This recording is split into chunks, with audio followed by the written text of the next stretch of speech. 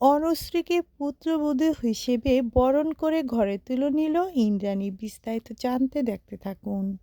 বন্ধুরা, কুসুম সিরিয়ালে আমরা সবাই দেখতে পারবো কুসুম তো ঈশানের সঙ্গে অনুশ্রীকে বিয়ে দেওয়ার জন্য উঠে পড়ে লাগে। তাই তো বুদ্ধি করে কিভাবে দুজনকেই এক করা যায়। অনুশ্রী বলে, বাবাকে তো কোনোভাবেই রাজি করানো যাচ্ছে না, এখন কি করা?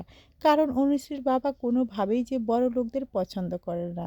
তারপরে কুসুম বলে, অনুশ্রী তুমি কি আমার কথা শুনবে? চলো মন্দিরে, চলো মন্দিরে, তোমাদেরকে আমি নিজে দাঁড়িয়ে থেকে বিয়ে দেব। অনুশ্রী ভীষণ ভয় পায়। শেষ পর্যন্ত অনুশ্রীকে রাজি করানো হয়। মন্দিরে যাওয়ার পর ঈশানু অনুশ্রীকে বিয়ে দেয় নিজে দাঁড়িয়ে থেকে। কুসুম তাদেরকে নিয়ে ছুটে যায় বাড়িতে। যাওয়ার পরেই দেখা যায় ইন্দ্রাণীকে সমস্ত কিছু খুলে বলে কুসুম।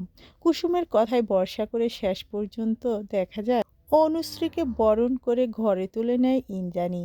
এবার গল্পে যদি এমনটা ঘটে, আপনাদের দেখতে ঠিক কেমন লাগবে কমেন্ট করে জানিয়ে দিন। ধন্যবাদ।